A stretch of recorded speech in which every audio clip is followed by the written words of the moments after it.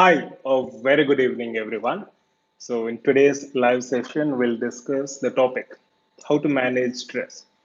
In fact, I said it's a frank talk, not that other videos are not frank, but in this video, we'll try to be more candid. Okay, we'll take more inputs from your side as well, because as far as I remember, I've conducted hundreds of live sessions on a similar topic, more or less a similar topic. So this video will try to take inputs from your side as well, and also we'll have an overview by the end of this session. So how to avoid or manage stress, especially during your preparation. Exam can be 1 month from now, 2 months from now, 3 months from now, 1 year from now, 2 years from now, but still there will be some level of stress in everyone's life. So, how to manage or avoid stress during preparation? Can we altogether avoid stress? So, we'll discuss various aspects like how to manage, how to avoid, and most importantly, do we need stress in life? Do we need stress during preparation? And practically speaking, what are various factors which cause or elicit this stress? Right? So, these are the topics which we'll try to focus on. So, first and foremost, let me start with this question. Do we need stress? Yes or no? What would you answer? So, let's assume this is an entrance and you're facing your first question. Do you need stress? Yes or no? Which one would you choose? There is no such option as both or none. You only have yes or no options. So, which one would you choose? So, do we need stress? Do you need stress? Yes or no? Okay. You might say yes, but when it comes to practicality, we might feel like, no, we don't want stress. We want everything to go smooth and convenient. As a matter of fact, I'm really glad you guys replied. Some of you said, majority of you said yes, I reckon, and some of you say no. But no matter what you answered, just try to understand what I'm trying to say, and also you can share your inputs accordingly. Stress, to a reasonable extent, is definitely necessary in order to make sure that we are functioning at optimal capacity. I mean, even when it comes to normal physiology, right? Stress is very essential for our survival. They say double edged sword. So, stress to some extent, I mean, to what extent? But at least we know, we have a clarity that to some extent, stress is essential for normal functioning, most importantly, optimal functioning. So, beyond a particular level, it might differ with you, with me, it might differ. It is subjective and it might differ with each and every one of us. So, depending upon the amount of stress, or rather, I can say if it crosses a particular threshold, then obviously we feel or perceive the negative impacts of that stress. So, research clearly demonstrates that stress, to some extent, is essential for optimal functioning to maximize our potential. But now comes another bigger question. So, to what level is stress necessary? It's purely subjective because when I say or when I ask you this question, how are you? I'm just asking you this question, how are you? So each one of you might perceive it differently. Those who love me obviously will say, sir, we are good. Hope you are doing good, or how are you? You might be asking me that question again. And also, there are category of people who might take it in a different way altogether. They might think it's none of his business. Why is he asking us this question? How dare he ask us to this particular question? It all depends. It all depends on how one perceives to any kind of stimuli. So the point here is any stimulus has potential to cause stress, isn't it? Any stimulus, it has a potential to cause stress. And it is purely subjective. It depends on how one perceives to that particular stimulus. That's it. That's the reason why it's difficult to standardize what is a sufficient or required amount of stress and beyond, and to give a particular value or a threshold to this particular subject is very challenging for this very same reason. because the response to stress is purely subjective, and each stimulus has a potential to cause stress depending upon how one perceives to that stimuli, isn't it? So, after trying to have some basic understanding regarding this stress and its threshold values or subjective change in or variation in response to stress, let me ask you this related question. During your preparation, what are the factors which cause stress to you? Or rather, I can say, what are the factors which cause negativity or stress to such an extent that you feel negative about your preparation? Is it MCQs practice? Is it a fear of criticism, or is it because of expectation, or is it because of worry? So, what are the factors in your preparation do you think are responsible for causing unwanted stress or negative impacts of stress? I would really like to hear from you. The mono says MCQs practice. So MCQs practice is one factor which has potential to cause stress. That is, you might experience the negativity, right? So that's what you're trying to say. It means you're not enjoying MCQs practice. So MCQ practice. So anything else? Fear of criticism. So this is something which almost every one of us face during one's journey, not just in preparation. This is because of the fact that we are living in a group, or it's because we are social animals. So, fear of criticism, what others might think of us, especially from parents, low marks, expectations. I'm sure we can go on and on. Ranks or a performance, mostly with expectations, or even criticism. That's good.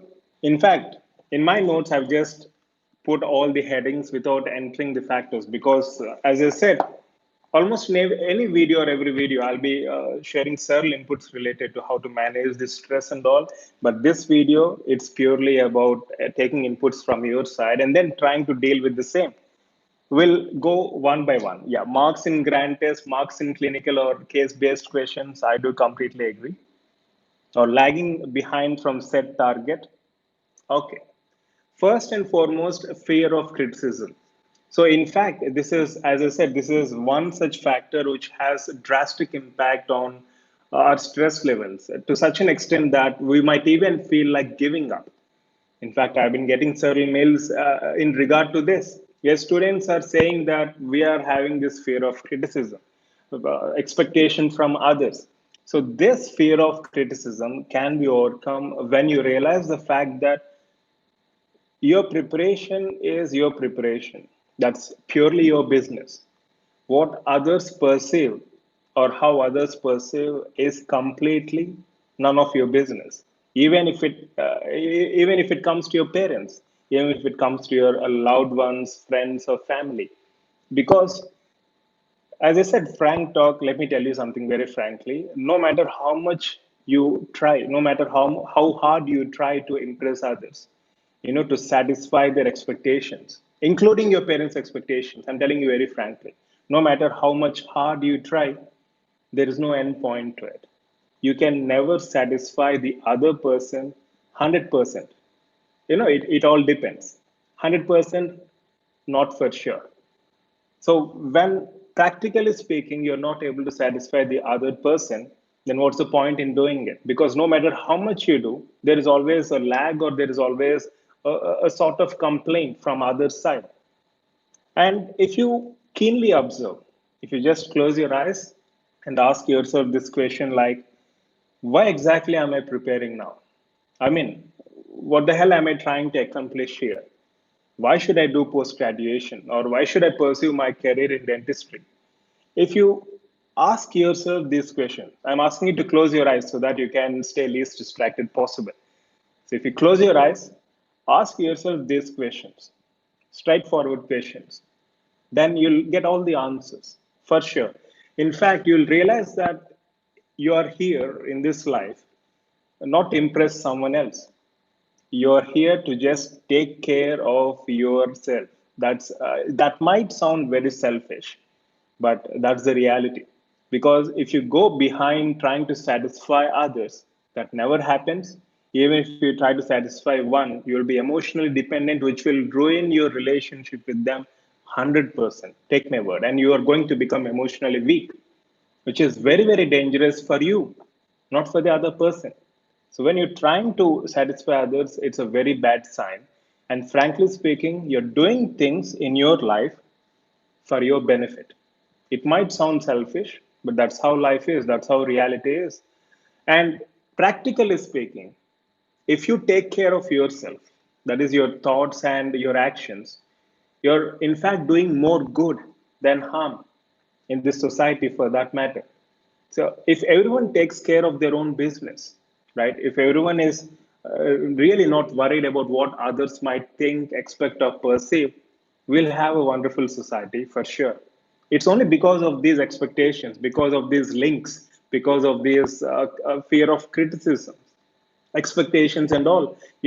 This is going to ruin yourself first, and then obviously the relationship over there.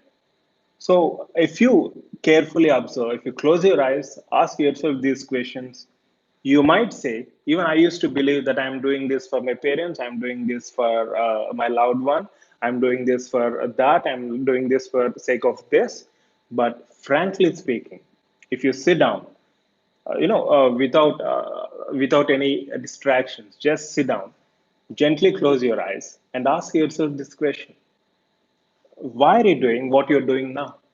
A very simple question, and you'll get a very simple answer, which for sure will modify or alter your perception towards good, towards a higher level. You're doing this for yourself, ultimately. You are unique in your own way. You are a life form. I am a life form. We're all life forms. Each and every life form is unique in its own way. If you carefully observe, each and every life form is unique in its own way. So, what's this hangama we're trying to do? What's this fear of criticism? What's this expectation? It's only because we are biased.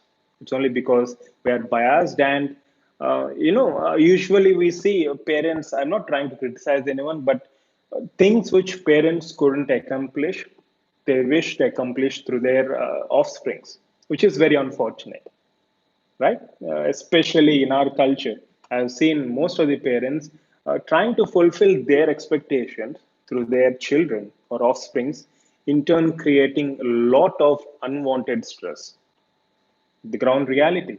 Okay. And coming to MCQ's practice. So MCQ's practice should never cause stress because, say, I've asked you a question like, do you need stress? Yes or no? Did you feel stress while answering that question? That's what MCQ is all about. We have some concept and we're trying to test ourselves for our understanding of that particular concept. So when you're testing yourself, in fact, you should feel excited. If you're feeling excited, it's a very, very good sign. So how to overcome this fear of MCQ practice? Just try to understand why you're practicing that MCQ. Your fear is not towards that MCQ. Your fear is that you might go wrong in that MCQ. If you're going wrong, it's okay, as long as you're learning from that MCQ. And I'm telling you, the same holds true even for your marks in grand tests or case-based questions or any complex questions.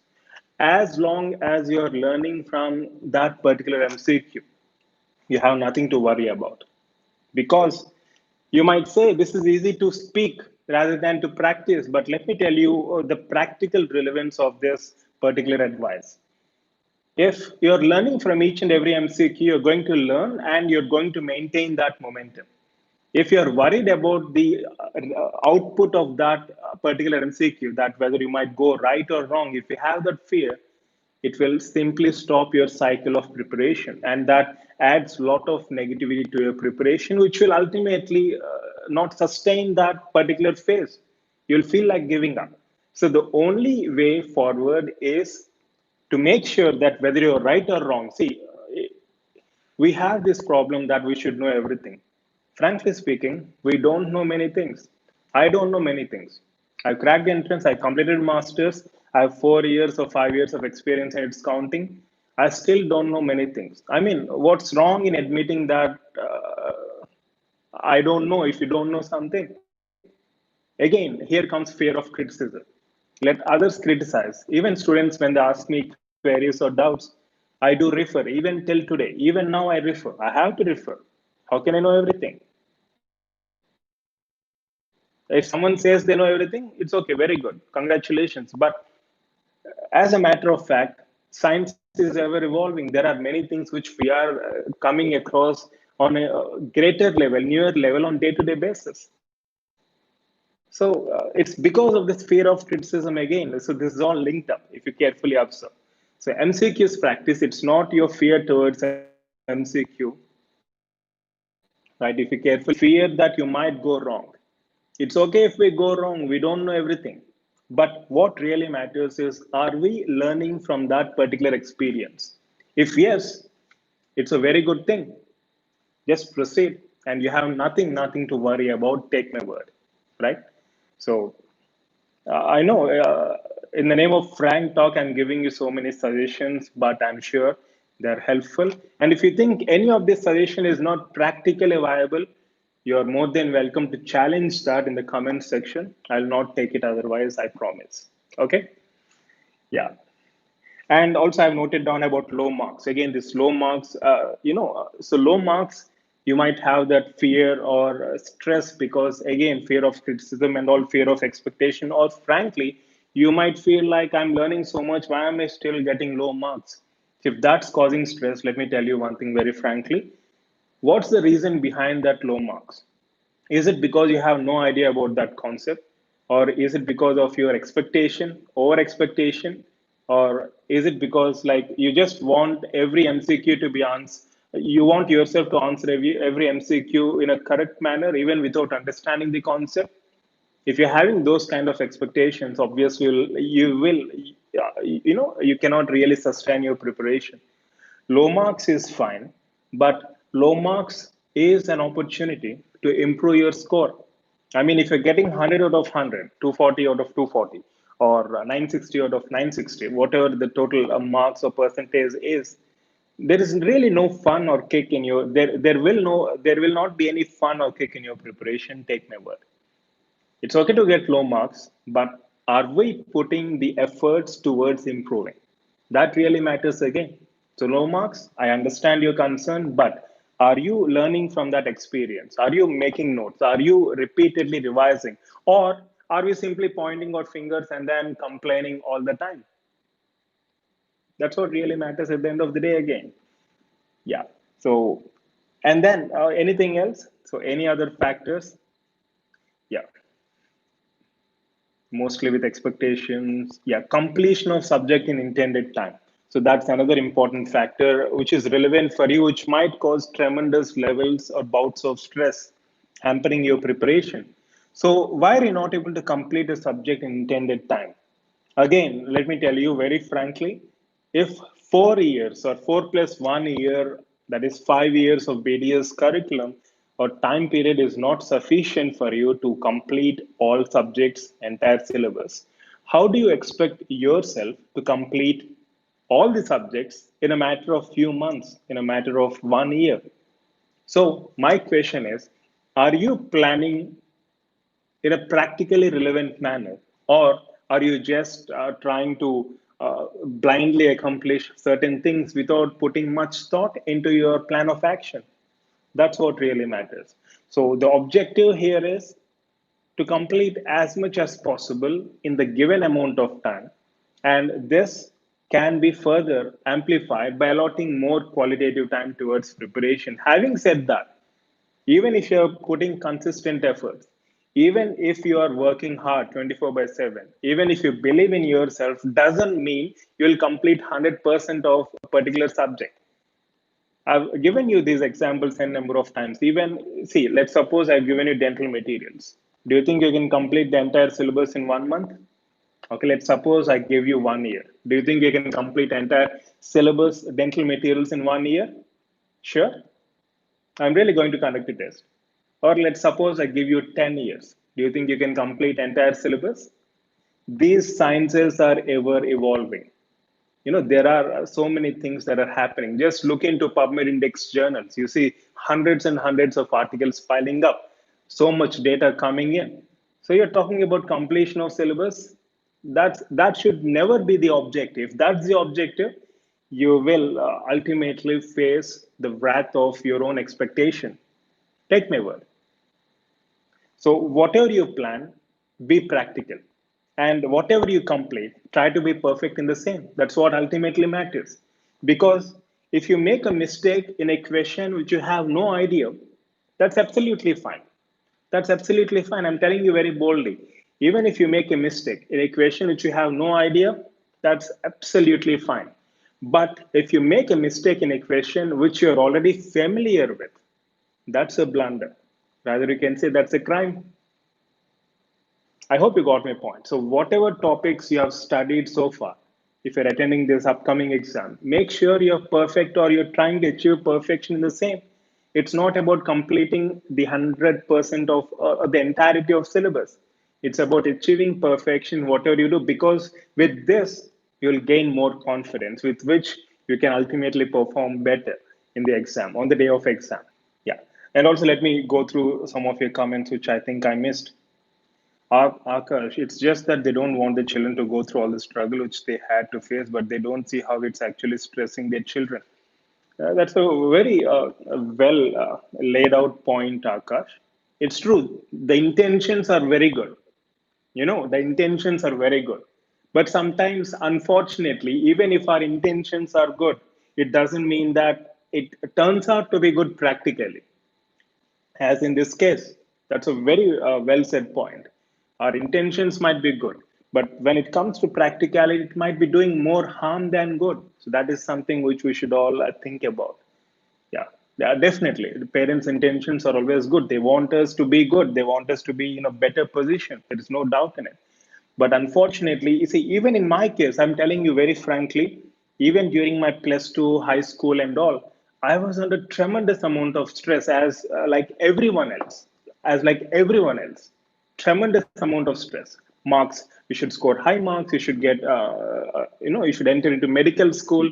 Your friends are all settling. They're all going into engineering. Tremendous amounts of stress, especially from various quarters, even from my parents. I'm frankly admitting. But having said that, it's not that their intentions are bad. It's only because, as you said, Akash, they don't want their offsprings to struggle or face struggles which they face during their lifetime. Intentions are very good, but sometimes, it doesn't turn out to be practically good. So all of us are unnecessarily subjected to tremendous bouts and bouts of stress, or else we would have, optimally performed in our own capacity, in our own chosen field of endeavor. Yes, Ankur. Yeah. In fact, Ankur has asked me about case-based questions, and I told Ankur and to most of my students that I'm intentionally giving tough questions. We're intentionally giving tough questions. That's 100% true. When, as they say, when the going gets tough, the tough gets going. That's practically a relevant point as well. If you come across a challenging situation, if you're running away, you're bound to face millions of such challenges in your lifetime. You can run away first time, but what about the second time or millionth time? So when you're facing challenges, when you find the journey to be challenging and tough, just hold on and keep going, or just hold on. You need not even keep going, just hold on. Everything is going to be fine, perfectly fine. Take my word. As of now, if something bad happens to me, let's assume if something bad or negative things are happening to me, it might feel, I might have some extent of stress, but all I need to do is just hold on to my thoughts, not drastically make some rapid decisions and feel panicked about. That's what unfortunately I'm seeing in most of the aspirants. For that matter, nothing negative has happened. Just the exam dates were released. And when I asked a question like, how are you feeling, excited or negative? I see two-thirds or 70% of them answering as negative. Just when the exam dates were announced, the response to the question, how are you feeling, is are you excited or are you feeling negative? It's negative. It's panic. That's the answer which I got. Almost 70% of those who participated in that poll, and around 1,000 to 1,500 have participated in that, which is very, very unfortunate. Even when negative things are not happening, that's what I said. That's what I said. I've carefully put adequate amount of thought to that particular statement, which I made out initially. Every stimulus has potential to cause stress. It all depends on subjective perceptions or how you deal with the same. As I said, as simple as a question is, how are you doing? Someone might feel very good about that question, someone might feel offended about the same. It's all subjective. So if you turn inward, close your eyes, just ask yourself these questions, straightforward questions. You'll get frank answers. You'll give yourself frank answers. Even if we don't give others frank answers because of these factors like fear of criticism and expectation, we have to give ourselves frank answers. Even if we are trying to deceive ourselves, then no one can help us. Literally, no one can help us, isn't it?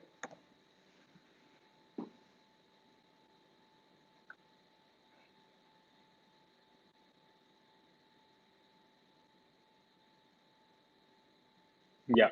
Shraddha, sir, what to do about saturation from reading and whatever has read is like we are forgetting despite of a daily reading.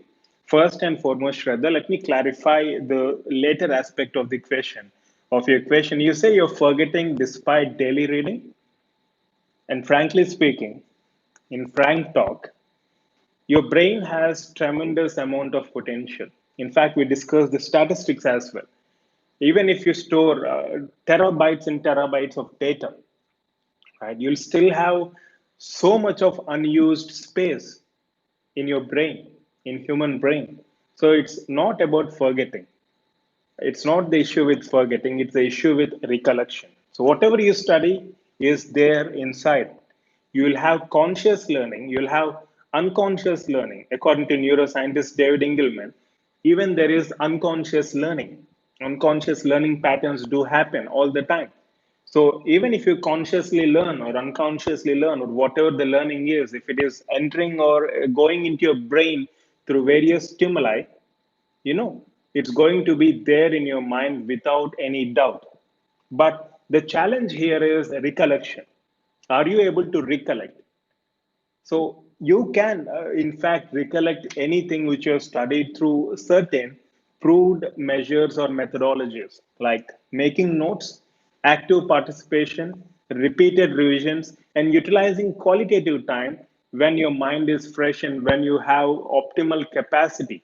That is early in the morning, or the moment you wake up, or just before you sleep, where you will have better consolidation of memory. So it's all about getting your methodology right, right? As science students, we should understand this, and I'm sure you can understand the same. So it's not the issue with your memory, it's the issue with recollection, which can be improved through the following methodologies, and you can get back through mail. I think my AirPods charging is dropping. And also, you say, what about saturation? Remember, Shraddha, you love doing something. You think you can do it 24 by 7? Let's suppose I love cooking. Do you think I can cook 24 by 7? I love reading. Do you think I can read 24 by 7? So, anything when we exceed the physiological limit or when we stop respecting the boundaries, okay, I'm just vaguely presenting that. So, obviously, there will be saturation. So, taking periodic breaks, involving in positive distractions, and it's all in your hands. Who did ask you to make this an unwanted and saturated experience? You can take periodic breaks. You can take break every 20 minutes, every 40 minutes, every 1 hour, depending upon your choice. And finally, before I conclude, mantra of success. See, for every task, we wish to search for a mantra. What I found during my PG preparation and what I have found consistently working out in any success is these three factors which I keep highlighting in almost every video possible. It's all about working hard, that is, putting efforts from your side, and working consistently. In fact, working hard is easy. I might sit today, spend 6 hours, 8 hours, 10 hours, 12 hours, or I might avoid sleep altogether. I can work hard, you can work hard, we all can work hard. But the challenging thing here is doing it consistently. You know, working hard, working consistently, and most importantly, no matter how much hard work you put, no matter how much consistent you are, if you do not believe in yourself, if you have that self doubt, it's like you're stabbing yourself or poking yourself, right? So, hard work, consistency, and most importantly, self belief. These three factors I personally consider as mantra for success to achieve almost anything in one's life, right? So let me conclude with this mantra, and I hope this session was informative. And when I spoke about parents, when I spoke about intentions, it was a frank talk. And if anyone were hurt in the process, I'm really sorry. Again, as I said, any stimulus has potential to cause stress. So it's up to you whether it's causing stress or it's causing happiness. So that's completely up to you. Okay. You have any further questions, please feel free to get back through mail at proudtobedentist@gmail.com. Let's wrap up this session. Okay. So I'll be happy to answer and address all your queries or concerns. Please get back through mail. So wish you all the best. Love you all. Take care.